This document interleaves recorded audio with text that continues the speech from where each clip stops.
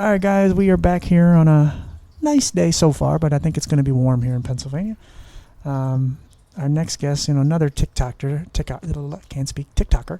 who I met, I don't know how long ago. I've been doing it for so long, and people come in and out, and I never know when I actually met them. I do get notifications every now and then. It'll say, hey, your 1 year anniversary of being this person's follower and friend. But anyway, this person came in and, she's always been very kind and supportive, and she's just a lovely person. And she's actually one of the few that actually lives closer to me. So maybe one day we'll actually meet. But yeah, she's such a delight. I enjoy just having her in my lives, and just been enjoying the conversation I've had with her off the recording. So anyway, sweetheart, you want to tell us your name, maybe a little bit about yourself? Okay, well, on TikTok, I am Queen Succubus. But not on TikTok. My name is Layla. So I did live in Williamsport, currently in Danville. Yep. Work all sorts of jobs and whatnot. And I guess, I don't know what else more there is to say. Just an old fogey trying to live life is going to put it that way.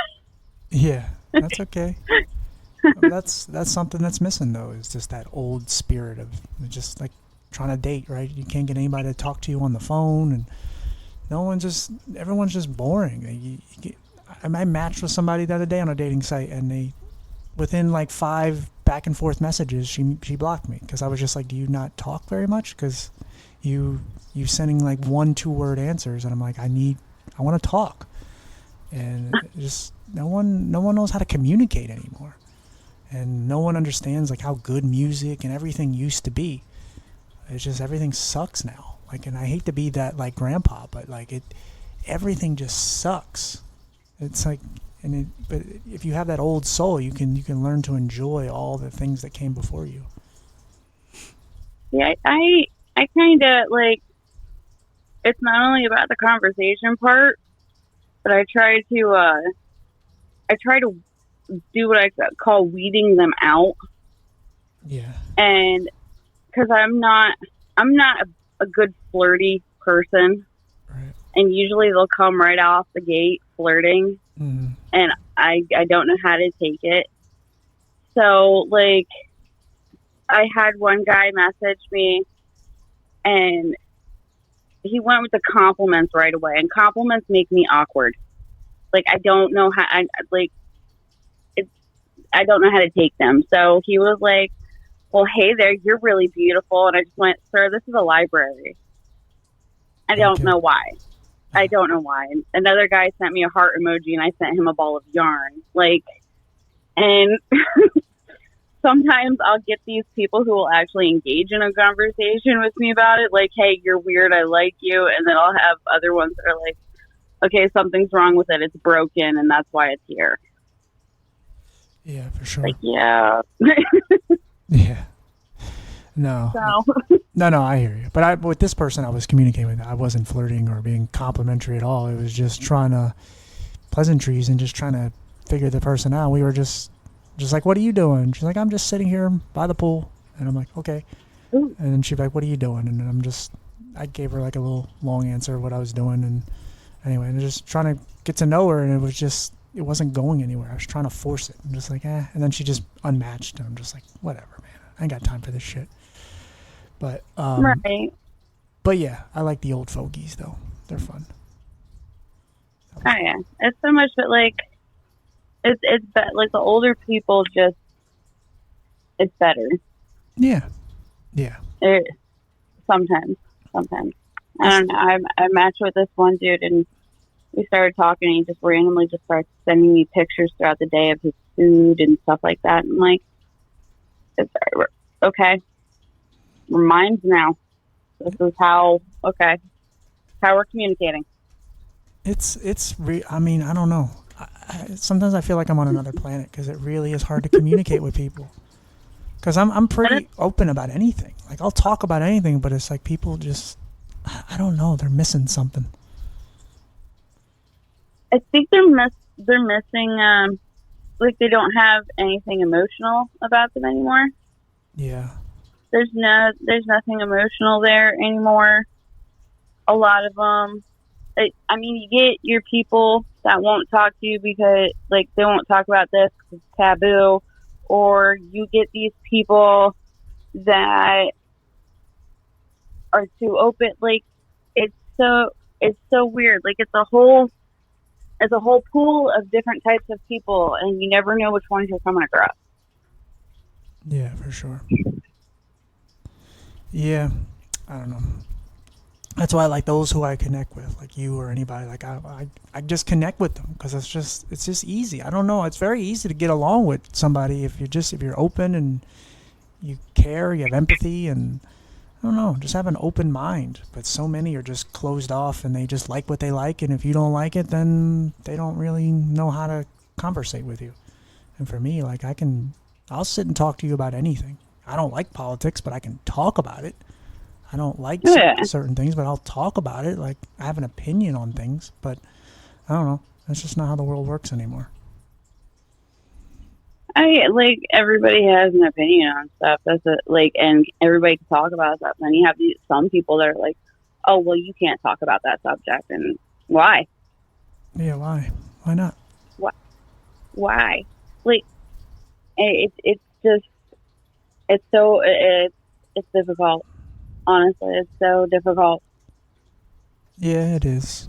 But that's we still got to be ourselves. I think so many try to adjust and try to fit in and all that, but for me, I'm just gonna be myself, and I'll find my place wherever I land is where I land. But I'm not gonna try to alter like who I am anymore to try to fit in with the world. Like I'm just gonna be myself and try to be a good person, and if that works, great. If it doesn't, it doesn't. But I'm gonna do my thing and not try to be like the rest of the world because the rest of the world is a mess anyway. So Oh no, definitely. Like, you should never try to be small just to fit into what others want. That's the thing, because the right person wants you for exactly who you are. They want every little every little detail. Like, they don't want you to act any different way or whatnot. yes, It's exactly. just finding them. That's the thing.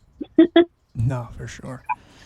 Um, so while we're here, we might as well get into kind of we were talking about it off air, but like your past like health history. Um, you want to kind of run through it, like some of the things you've endured over the last so many years of your life. Yeah. So it's odd. So back when I had to be about 9, my my mom put me in a mental hospital because she was trying to get for so she could have some sort of paperwork to get government money. Mm-hmm. And so they diagnosed me with all sorts of stuff, and I found out that that's what she was doing when I looked at the government paper, like when I looked at the renewal paperwork after I graduated, to see like all the lies and stuff she had put on there Mm-hmm. to make it look like I was pretty much a complete invalid. And I was able to fix it. Like, I was able to put in my 2 cents on the paper. So then, they saw it as, okay, you don't need this stuff anymore. I'm like, no, I don't. But around 2016, I had a complete mental breakdown, manic spiral, and I put myself in the hospital. So that's when they diagnosed me. They're like, yeah, you definitely do have that bipolar 1.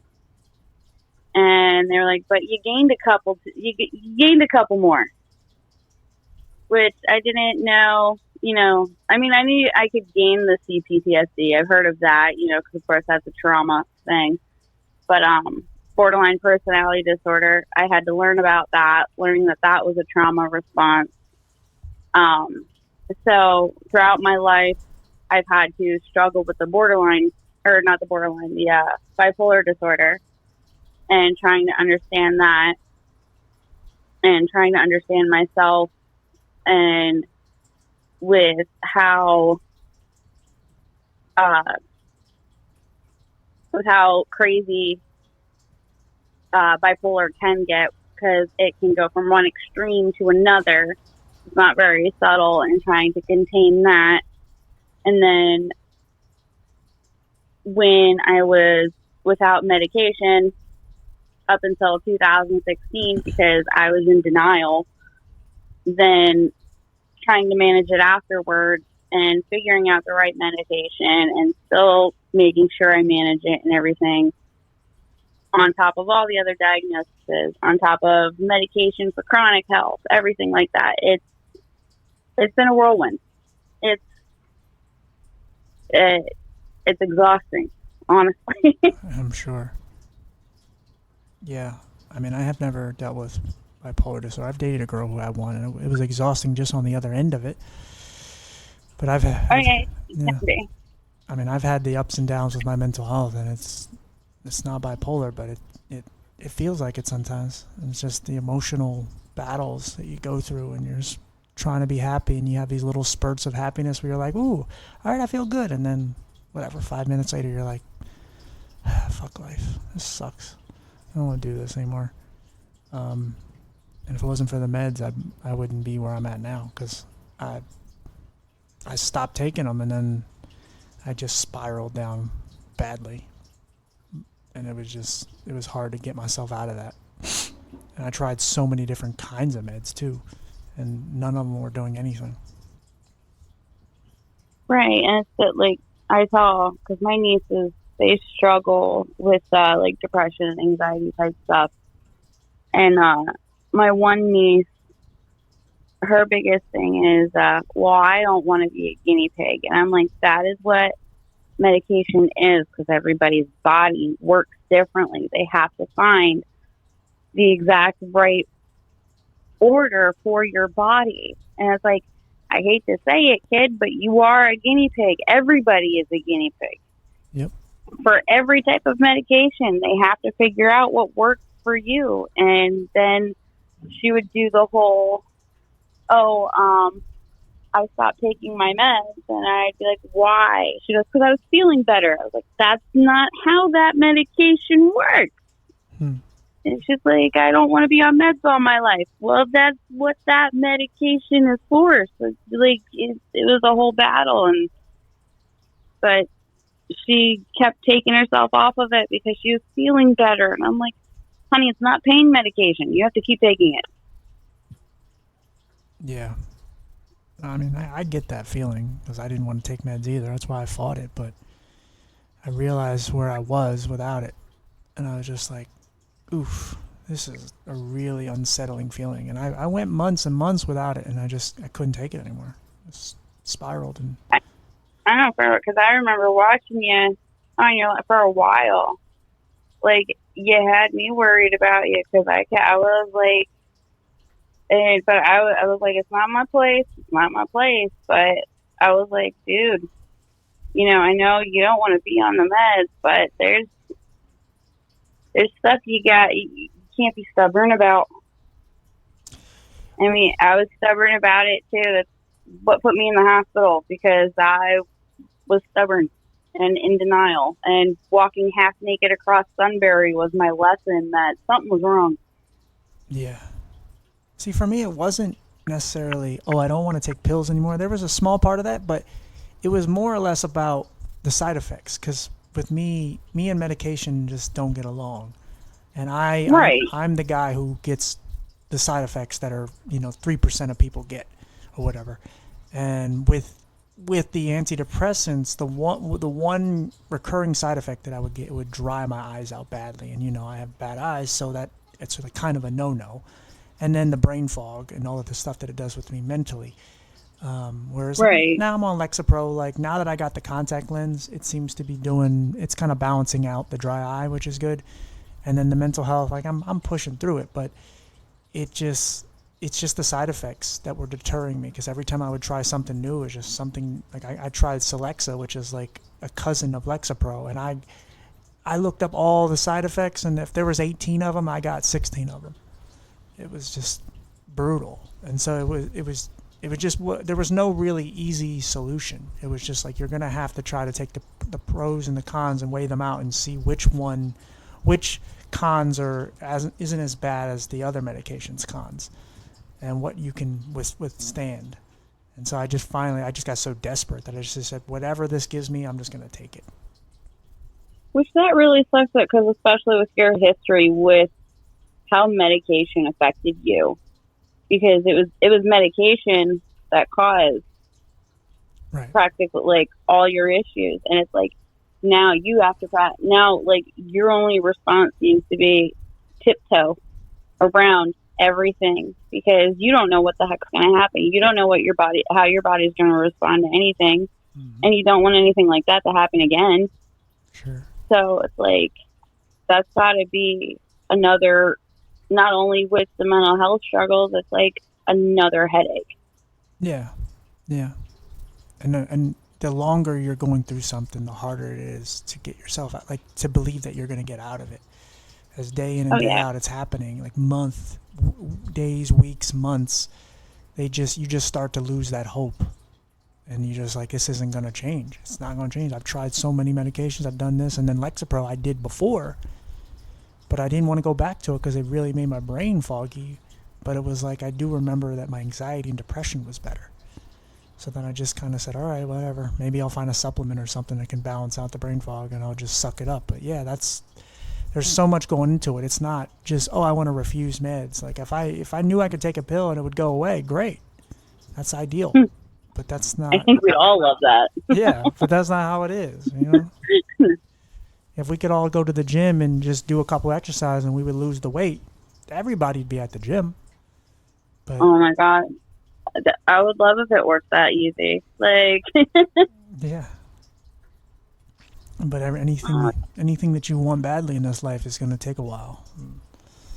Oh yeah, it'll take a while. For some, it takes a different route. For some, like, if life was that easy, I think it'd be boring as well. Yeah, I think you don't realize how much you appreciate the journey until you get to a point where you can look back on it and things aren't as bad, where you can. It's like climbing a mountain, and then you eventually take a break somewhere in the middle where you find like a little ledge and you can sit there and go, fuck, man, I still got a way to go. And then you look down and you see where you were when you can't even see where you first started climbing. You're like, oh shit, guess I have made it. You say mountain and climb, and I automatically think of Miley Cyrus. So it's all right. But yeah, but you're able to look around and just say, oh shit, look where I'm at. I'm here now. Okay, like right. I still have a ways to go, but at least I'm not down there. Because that, right, and yeah, it's like everybody should be like, you look back on your life and you're like, I'm not there anymore. Look how far, like, the climb up. I mean, I'm sure there's some people that have dug deeper, but like, there's some people that are able to look and be like, look how far I have come since then, like 10, 15 years back, and see that the struggle is worth it, because you're far from being that person, far from being in that situation that you were before. Mm-hmm. For sure. Yeah. That's what, when I have these good days, that's what I try to do. I try to self-reflect and just kind of reminisce on all. You should do it on the bad days and think about it too. Yeah. Like, to build yourself up. Well, that's one of the best things that's happened with TikTok for me, is that TikTok it wasn't even just a job anymore. It became like this thing that just taught me how to just show up. Just show up every day, because somebody needs to see it. No matter how bad I am, they still want to be there, and they want to be around me, even if I don't want to be around me. And I just kept showing up. I have not missed a day ever since I started going live. And I had a lot of bad days within there. And I'm like, I'm there. And people are seeing the beauty in what I'm doing and who I am. And I'm like, fuck, like, I hate this person. But right. Even on your bad days, you were live. Like, you let everybody know, like, you're having a crappy day. Yeah. But they still saw that you were making that effort. Yeah, it made me responsible. And it gave me some discipline. shit, I'm not showing up for me right now. I'm showing up for y'all, and I made it known, like, I'm not here for me. I'm here for you guys. I wouldn't be here if it wasn't for y'all.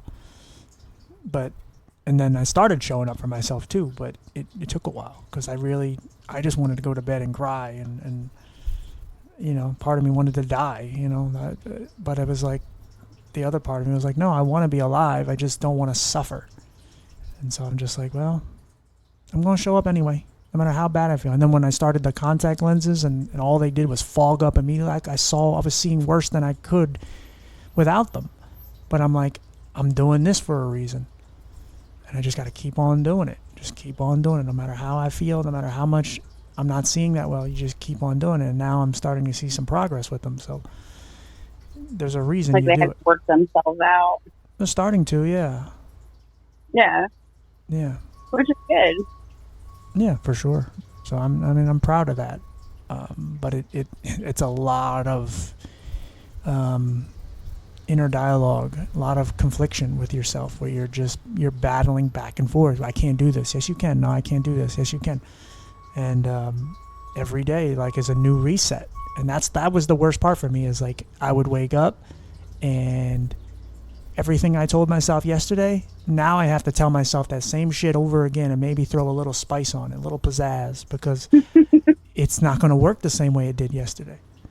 But you get through it. And then you soon, like you said, like with the whole cliff analogy, you know, the mountain analogy, where it's like you eventually look back and you go, shit, I've been doing this for 3 months? Oh, crap. Oh, I'm still alive. I'm still, okay. All right. This is not what I envisioned. This is not what I would have wanted, but we're here. We're doing it. So fuck it. So be it. We're here. Right. You manage. You figure it out. But in the already beginning, come this far. Keep going. yeah. But in the beginning, you told yourself, "There's no way I can get through this." Like, you're looking up at this giant mountain, and you're like, "I can't climb that." Fuck no. But then you sit there and you're staring at in all of this mountain, and you're like, well, I'm not going anywhere if I don't. So I guess I'll start climbing. Yeah. So you're like, I guess I'll try. And then you start trying, and like I said, time passes. You just got to figure out the route up the mountain. Like, hey, you might have to take that path. You might have to climb over that thing. You might, hell, there might be a rock thrown at you here and there, but still, you're figuring out your way up over the thing. Yeah. Yeah, you got this. It's yeah. You got this, and it's just having faith, and just, you know, I had a friend I was talking to the other day, an old friend I just got back in touch with, and he was just like, he said it's weird, like a lot of the things that I did when I was younger, it didn't work out for me, but then when I got older, like all that playing around on my computer and trying to like make games and things, it's like it worked, because then I now have this programming job, and now I'm doing something with my life, and it all just kind of fell into place. And I'm like, yeah, it's kind really? of, yeah. I didn't know you were doing that. No, not me. A friend of mine. Oh, okay. I was like, okay. No, not me. A friend of mine. And it's like, oh, okay. It all fell into, and then like that's kind of how it all started with this. Like I started this podcast, and I wasn't even going to do it. I was too scared to do it. I just did it. And then I met somebody on Facebook who was like, you should get on TikTok. Like, it would be a good platform for you. There's a lot of young people you could reach. And then I just started doing that. And then that turned into what it is now. It's like, okay. Like, I didn't expect to have almost 70,000 followers. Like, never would have thought that. Because who gives a shit about what I have to say? But people do. So. Yeah, you built a following. Like, you definitely, every time you have a live going, you have quite a lot of people on there, and then you look at your comments and all your likes on your videos and stuff, because you kept it pretty consistent too. Yeah.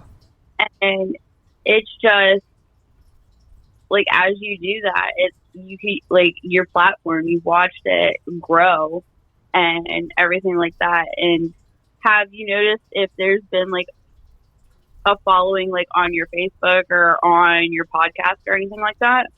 Yeah, the podcast is going up. Even though I only got like close to 600 followers on Instagram, but like when I went on Instagram, I only had like 2 something, 3 something. Now it shot up to about 6 something. So like other platforms, yeah, Facebook, people will reach out and follow me and stuff, but TikTok's the main one. But Right. and again, not everybody that follows you is going to be like a loyal follower, but I meet so many great people. I mean, I kind of knew you before, but still, there's a lot of other people that come in that I've become really good friends with. I have like a group chat with some of the people I've met, and they're very supportive and stuff like that. And so yeah, it's a grind. Like I do have one viral video, but I didn't get that viral video until like a month or two ago.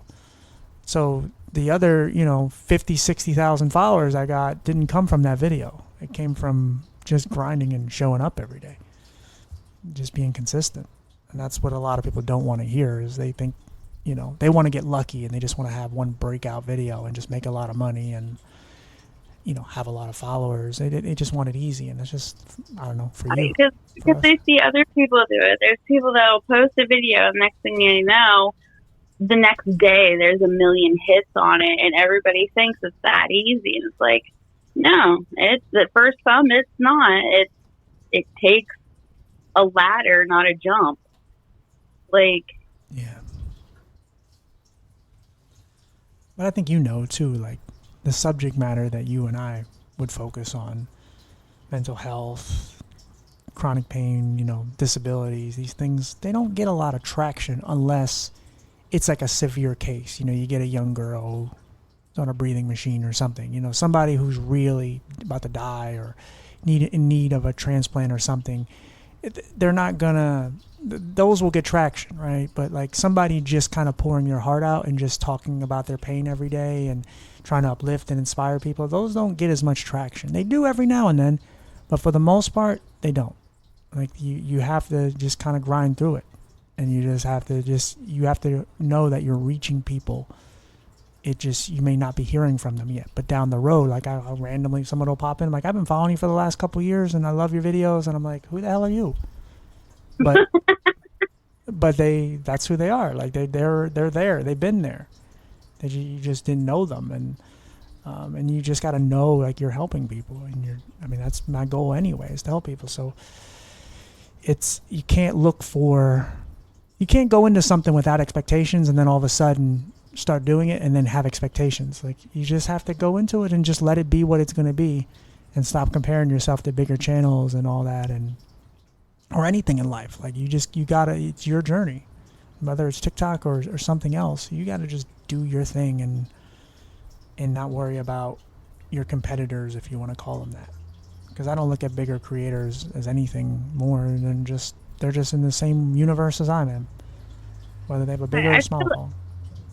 I feel like if you have those extremely high expectations when you start something, like the people that expect that video to jump to being viral or to automatically hit being TikTok famous or something right off the bat, I feel those people that are expecting that immediately, I feel like they're setting themselves up to failure, because once they see that it's not that easy, then they get discouraged. Then they give up, and then they just don't. That consistency that you've shown, they don't put that work into it, because they're like, oh, well, now it's not worth it because it didn't happen overnight for me like that person did, because that's how it's supposed to happen. And because they set their standards that high, they pretty much disappointed themselves. Yeah. And then it goes nowhere, and then they lack the effort. They don't try anymore. Well, it's the same thing I can say about, like, with our mental health too, is because somebody asked me the other day, like, how'd you get through it? And I'm like, how'd you get to where you are right now? And I'm like, look, yes, there's I do believe in God, so there's some of that, but there's also the medication, of course.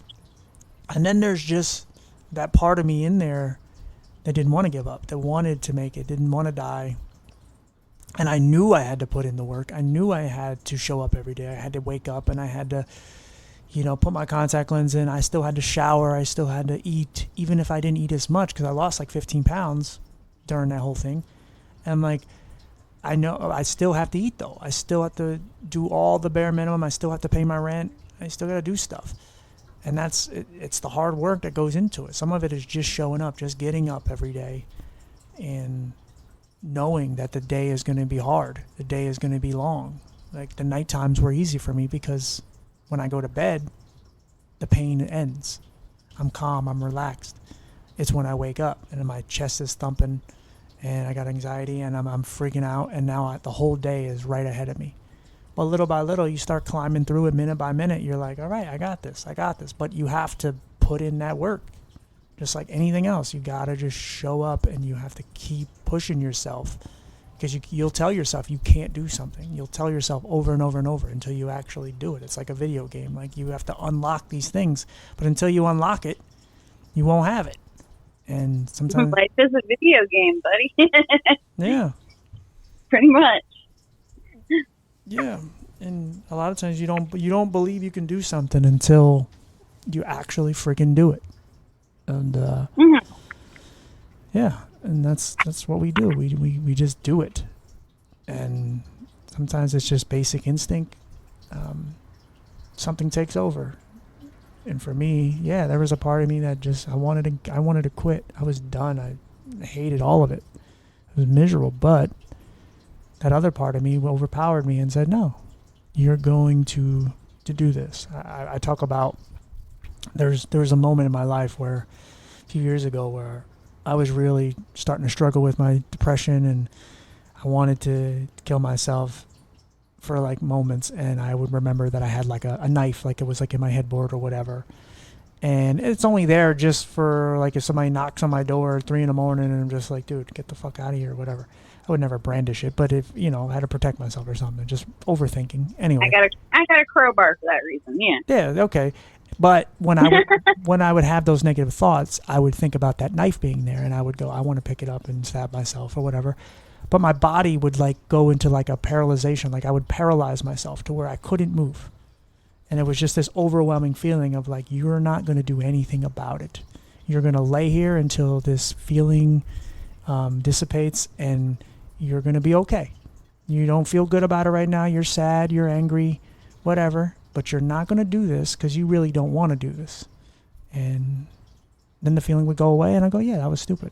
And so like there's always been this thing that has taken over me where I want to be alive. I want to help the world. I want to do good. But during those bad moments, you have to fight through it. You can't just talk your way through it. You can't just do some push-ups. You got to do a lot. And I think that's what a lot of people don't want to hear is it's the hard work that goes into it every day. And you build it up to where eventually, your life does get better. Is it going to ever be perfect? No. I think for people like you and I, we're always going to struggle. We're always going to have real mental or physical pain, but we live with it. Okay. And it is a struggle. One thing, because you say about keeping a knife by the bed. So, one thing that's in my drawer, I have a bedside drawer, like every woman does. And one thing that's in there is a scalpel. So I had got it for an ex of mine because she had a thing for blood. But so I had the same thought during my lows, was to pull it out, and not suicidal thinking. I do have a history of self-harm. Like cutting and stuff. Since I was 14. Was when I started. So I do have a history of self-harm. March 10th, 2018. So March 10th was my 8-year anniversary. Okay. But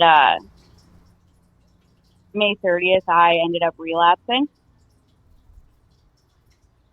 So, like, it's still by my bed. But there were many times before I ended up relapsing to where I had the same exact thoughts of just taking it and just using it. And it is a struggle to not. Like, and I've done those paralyzing, just lay here, just stay numb, just don't do it, stay tired, make yourself tired, make yourself something else, Yeah. just go to sleep. But people don't understand that it is a fight all on its own. For sure. And sometimes it's not an easy fight. It's not. No. One of the hardest fights you'll ever go through. It is. Because you're fighting yourself, and Oh yeah.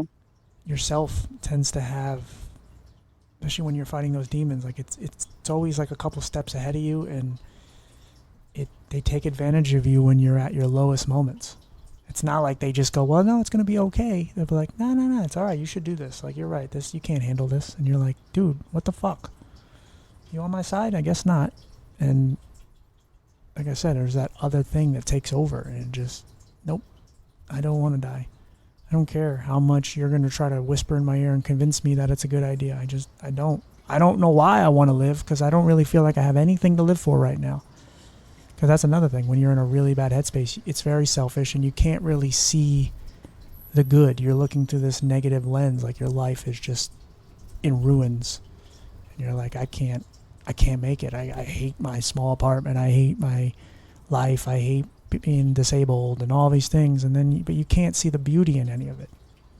And that's where the fight becomes so much harder, because if you keep looking at it that way, then yeah, there's no reason to go on. But if you keep finding that little bit of light in the dark place, that's what will keep you going. You find something to believe in, some hope, whatever. Like, even if you don't like religion or believe in God or anything, a lot of religious people are very happy. They find they have a purpose. They find something that keeps them going. And whether you agree or disagree with it, it's like, and I believe in God, but I'm not like a very religious person.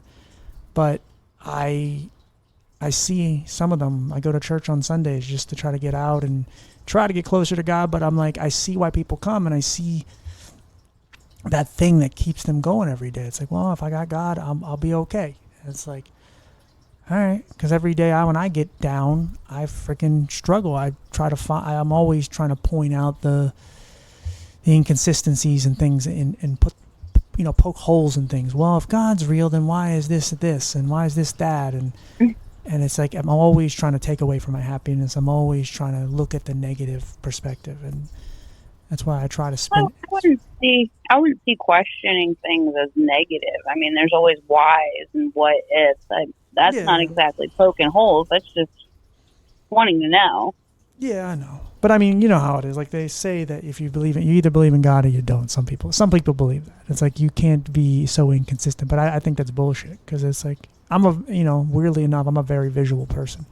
And sometimes it comes down to what I can actually see. Like, I don't see it happening, so is it going to happen? And there's a lot of things that I can point to say, okay, yes, he's real. But at the same time, like, when you're in a bad place, you start to think like, well, where are you now? I need you right now.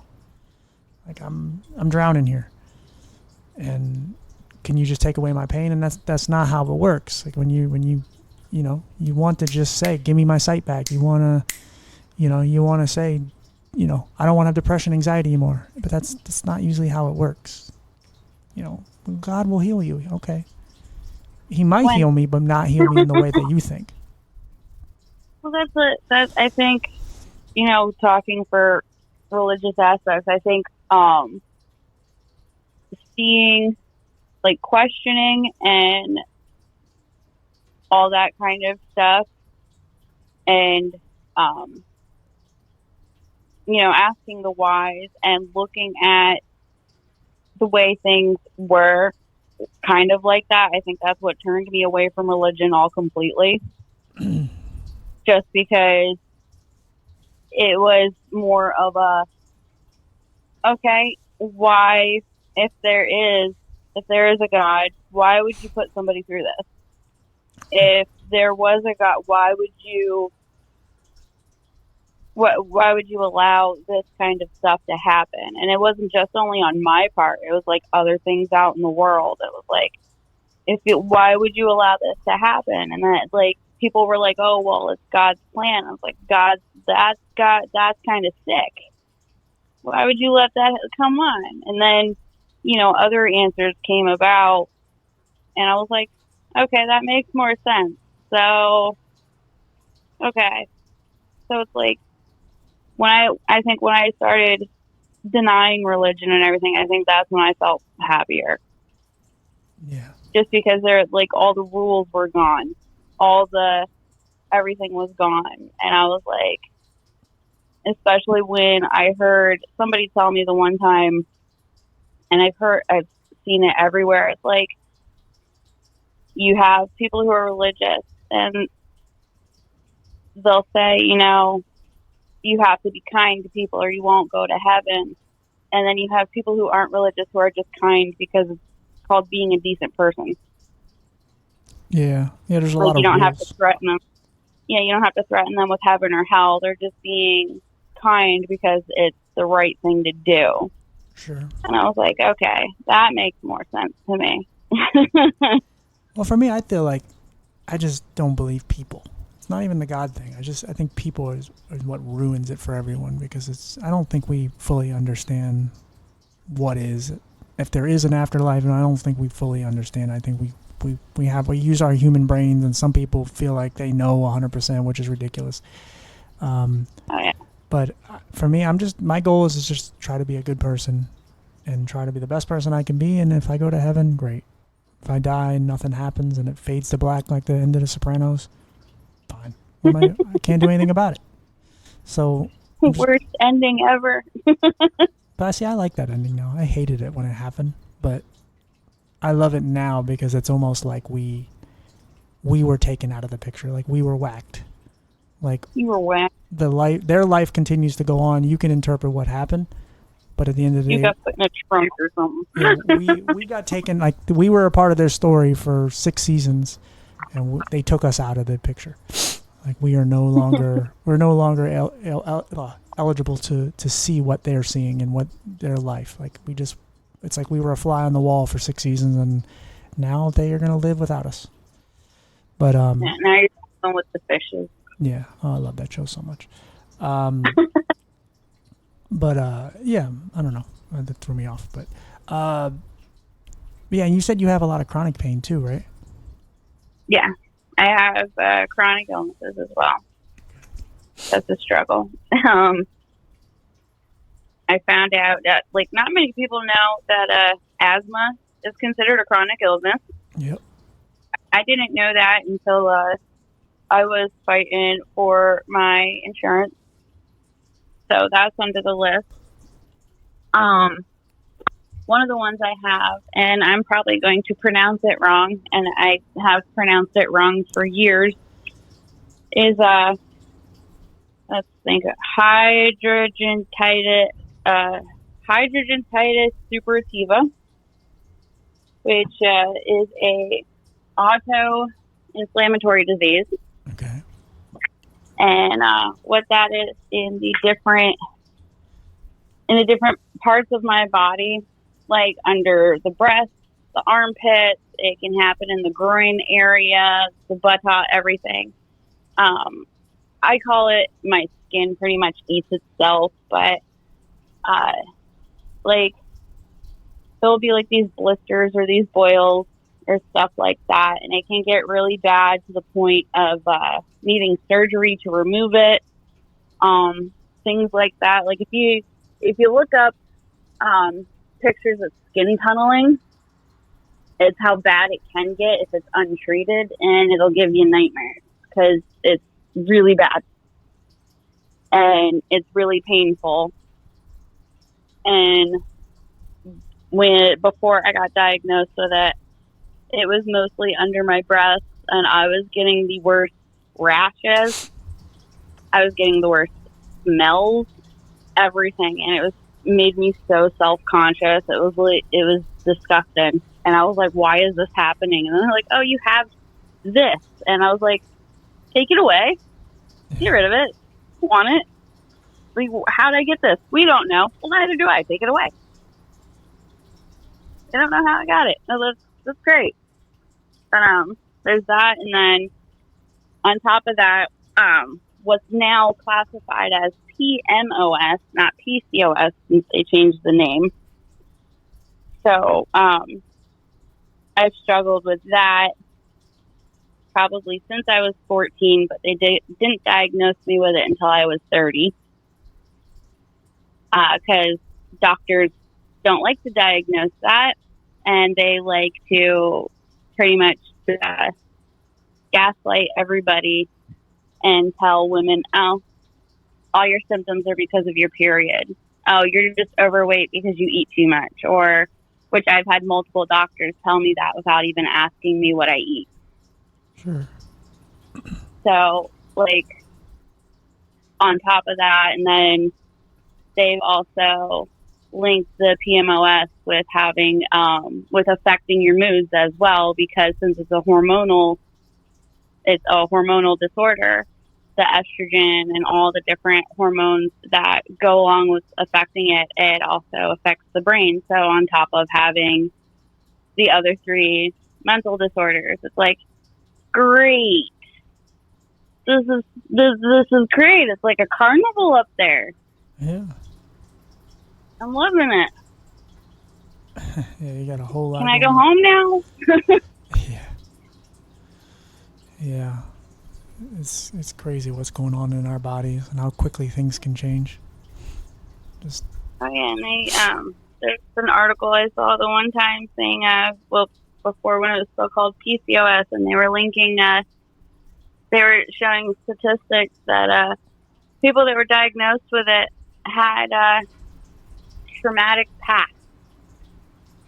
And I was like, okay, so 2 of my mental disorders are trauma responses, and now they're saying that PCOS is now a trauma response. Thanks, Mom. Yeah. This is great. All that fucking trauma. Yeah. Thanks, Mom. I should give her a gift basket. Yeah. Well, like, I went back to therapy and fucking, I'm just like, why am I here? Because, like, I talk about all my shit. I deal with it. I try to heal from it, but like it doesn't go away. It's just I'm better. Like I'm not crying anymore. I'm not super angry about it anymore. But like if it's lingering in my body, there's nothing I can do about that. I don't know how to get rid of it. You know what's funny? They tell people who have experienced the trauma and everything to go to therapy, and we've come to terms with it. We've come to terms with what happened. We have figured out our spot and how to handle ourselves. How about the people who caused the trauma? Why the fuck aren't they in the therapy? Well, those people, they're nuts. They think they're okay. But I think that's why they far from. But I think that's why they tell you to kind of forgive people, and because it's not for them, it's for you. Because at the end of the day, a lot of these people who did victimize others, they don't even think about you. They don't even remember your name. They don't remember what they did.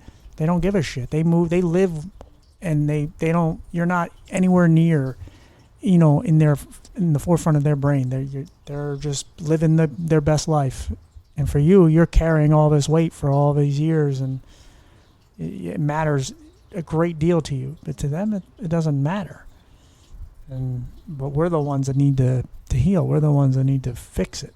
But yeah, and you spend so much time thinking about others that don't even give a shit about you. They don't even remember what they did to you. And if they do, it's not. They never ever like went back in time and was like, that was fucked up. Nope. They just go, yeah, I was young, or I was drunk. My favorite is they see it differently, and they're like, oh, well, that's not how it happened. The hell it didn't. Mm-hmm. Like, no, that's exactly how it happened. Yeah, you remember as you were saying no, and I remember you were saying yes. Like, no, not at all. No. Yeah, it's amazing. Uh, that's like I was on. It's funny because I was on the live, or I was live the other day. I was cooking my dinner and I decided to hop on, go live. I don't know, first time in I don't know how long. And one of my exes decided to pop in. Oh, nice. Yeah, and it's funny because two of my best friends were in the live, along with my cousin and my niece. So this dude decided to open his trap in front of like my entire entourage here. And his first thing is, "Oh, look, it's the girl who ghosted me." I Uh, didn't ghost you.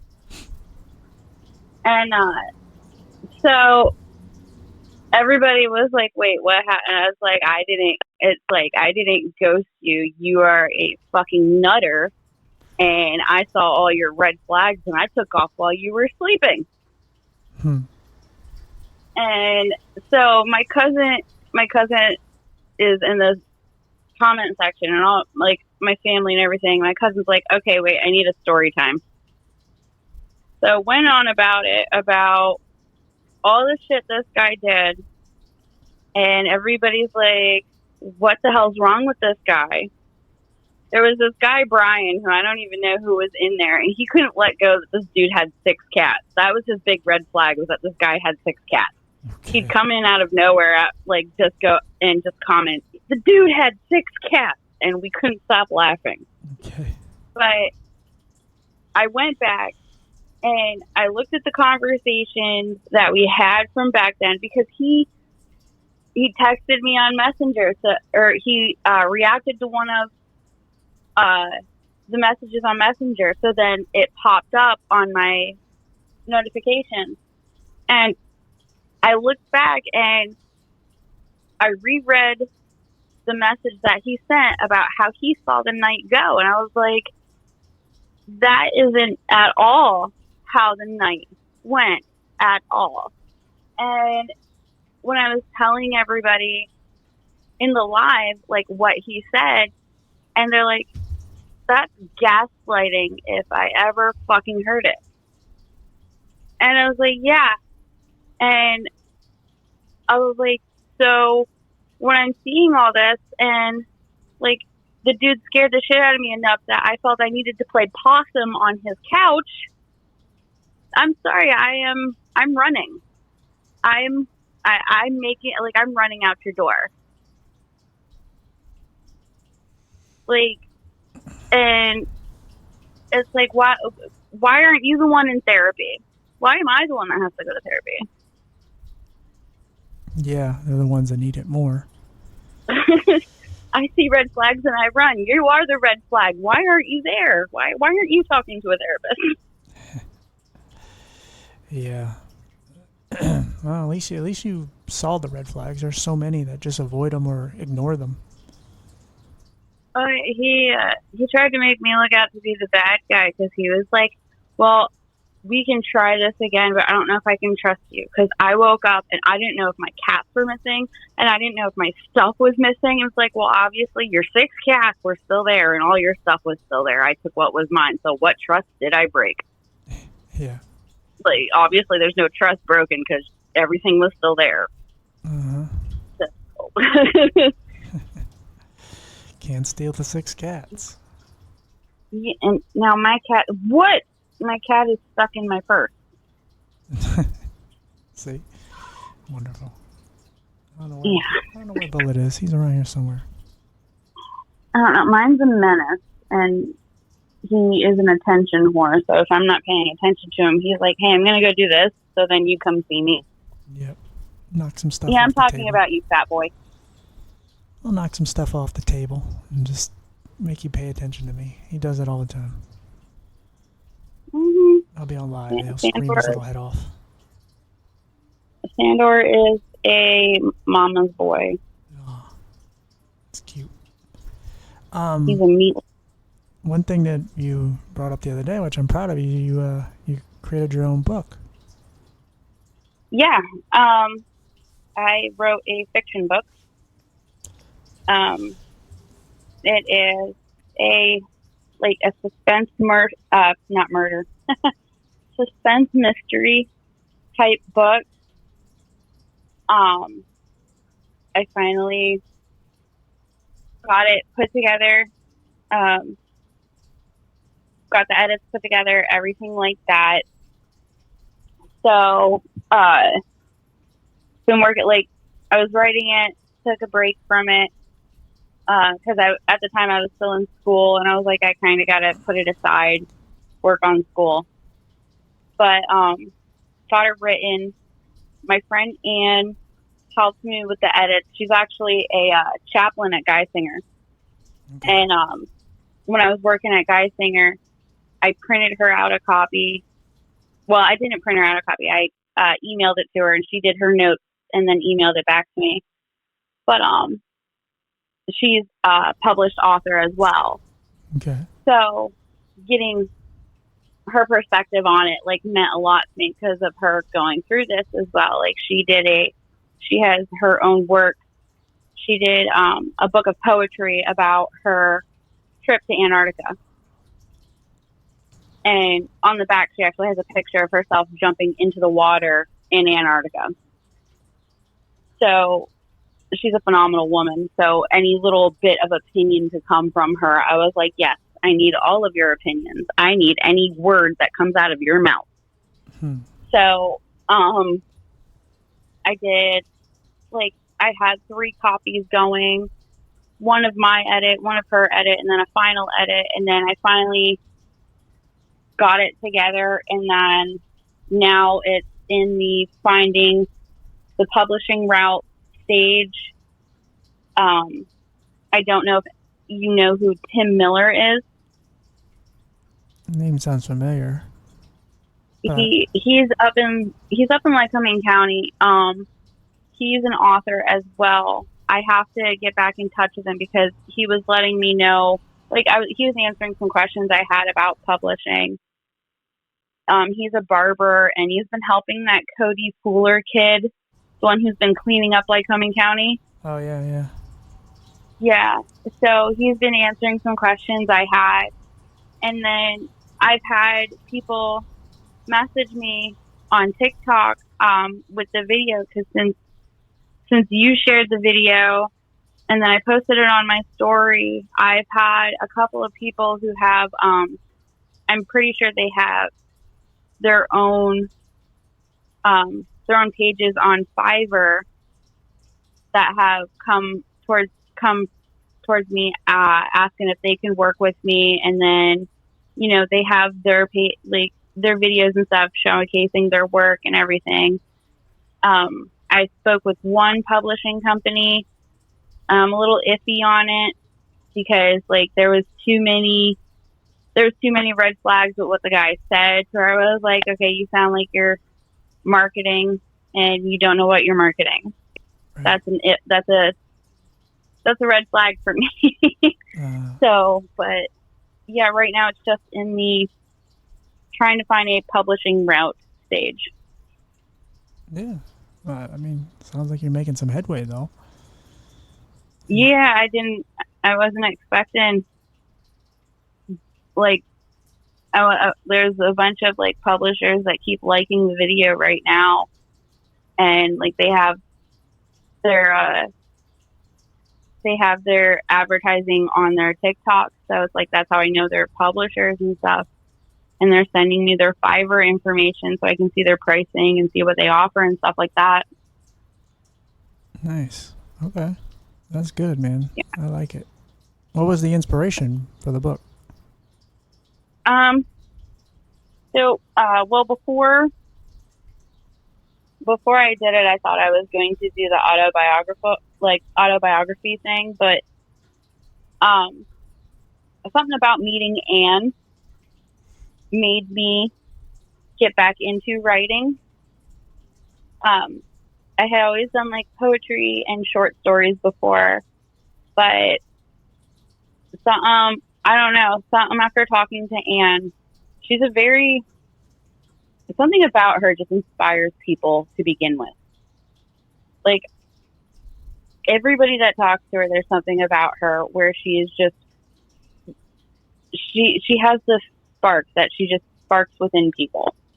Yeah. And I even let her know that she was the reason I started writing the story to begin with. But just this story came into my head, and I was like, I feel like I need to write this out. And I let her know. I was like, there's this story unfolding in my head, and I just started typing it out. And I was like, so far, it's turning into a chapter book. It's not a short story. It's turning into a chapter book. And I let her know. She was like, okay, well, send me some of it. I'll give you my notes. And then while that was in the editing process, another story came to head, and I'm already working on another book. So that one's already 80 to 90 pages in. So it's like, I don't know. There was something about meeting and who's already like published something to where I was like, I need to get back into this and I need to make it real. Yeah, well, that's good. How long you been working on it? The first one, it's been about a year or two with that break for the semester. Mm-hmm. And then there was another break for between editing for the semester as well. So about a year or two, I would work, because when I started writing it, I was still working at Sky Singer, and there were times when I'd be able to work on it at work, because depending on the assignment they had me in depended on if I was able to sit and write. Like if they had me up on what was called our empath unit, which is pretty much, we had psych patients that slept on the unit, and if it kept me awake, whatever, throughout the night, I'd sit there and I'd type. If I had to sit with a psych patient in a room, I'd sit there and type.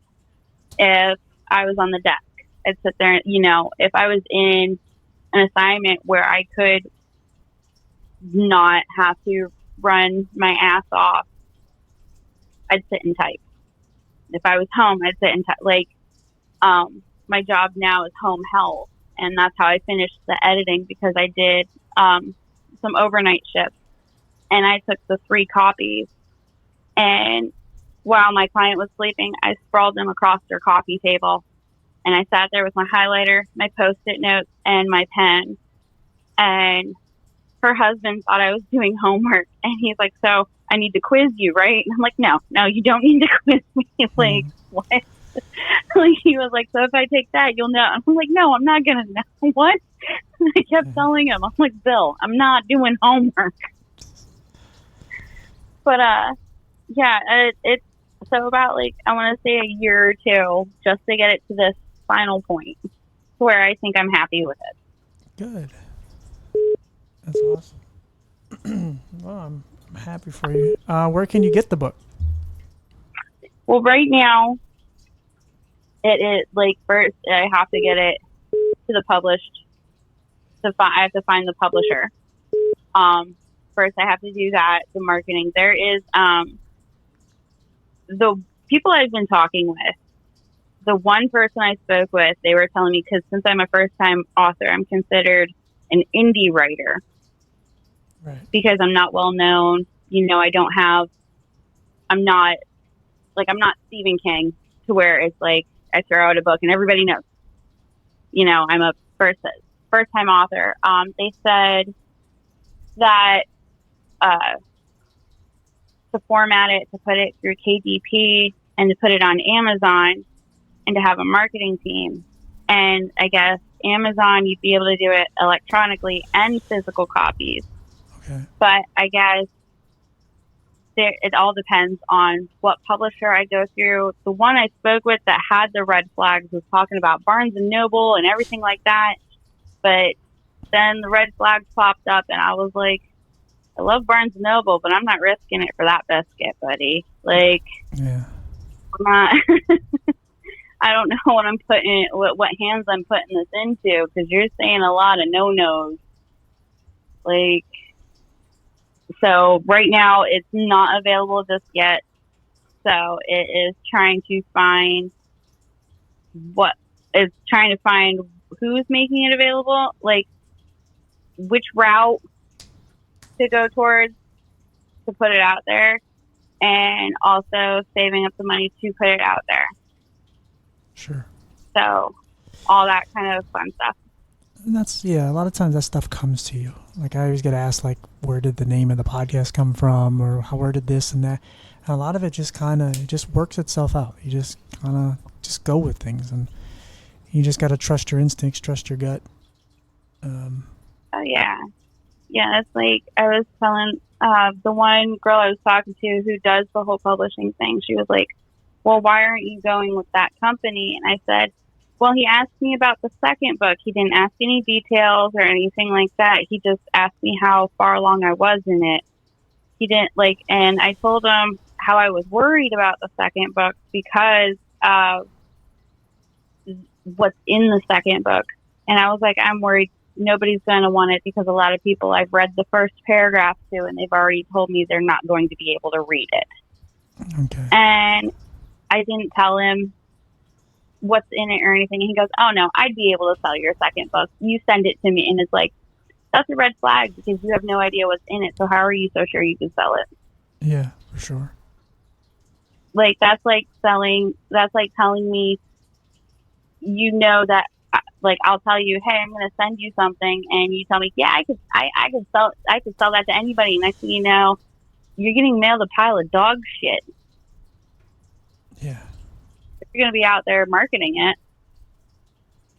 Yeah, you got to believe in what you're putting your name on. Yeah, you got to know what you're talking about. How are you going to market a book? Like, for all you know, I'm sending you a book filled with, I don't even know. Mm-hmm. Yeah, no, I hear you. Yeah, it's a tricky world to get into, but I don't know. As I said, you've already made it this far, so you got a ways to go. Like everything else we've been talking about, it just takes its time. But just keep pursuing it and take the opportunity that best suits you. Yeah, that's that's what I'm trying to get there. I know if if I keep doing the indie route and everything, it'll be cheaper than the publishing one because the only company I talked to, because I didn't do a lot of research last night, I kind of instead napped at work. But anyway, I wanted to do research, but I didn't. I was a little too tired. But to go through a company is pretty expensive. But to go through Fiverr, because they're all independent people, it's a little less expensive and everything like that. But part of me thinks that going the indie route will probably do a hell of a lot better. Yeah. Just because as a starter and everything like that. For sure. Absolutely. Well, I appreciate you sharing and appreciate you coming on, and I care about you, so I keep me posted on what's going on with the book. But yeah, you're doing good, man. I'm happy for you. Well, I appreciate you having me, and I'm happy that you're starting to, do better and work through your stuff too. Yeah, thank you. If you want to hang out sometime soon, you just let me know. Oh, definitely. All right, yeah, let's do it. You mean Bullet? Yeah, Bullet. Exactly. He likes you. Give him his fishies. I did. I swear that was the best thing ever. I gave it to him today. But I'm gonna let you go because I gotta do a couple things. But we'll try to talk more soon, in general, because nice talking to you. All right, it was nice talking to you too. All right, sweetie. Thank you for sharing. Yep, no problem. All right, bye. Bye. All right, guys, we gonna wrap this one up. We're gonna wrap this one up. It's getting warm. I gotta close my window. But yeah, man. I hope you guys liked Miss Layla. Bullet, I don't know where he's been. The last 2 episodes, he has not hung out with me, so I don't have a co-host. I'm winging this shit. But yeah, he's somewhere around here. But I love you guys, man. I hope you're all staying healthy and strong. And yes, I'm doing better. Still got a ways to go, but better is still better. That's all that matters. Better is better. And we will climb all the way out of this hole. No matter how far back we get put, we will always find our way out. That's what we do. All right, guys. Love you. Take care of yourselves, and we'll see you all next week. Bye, guys.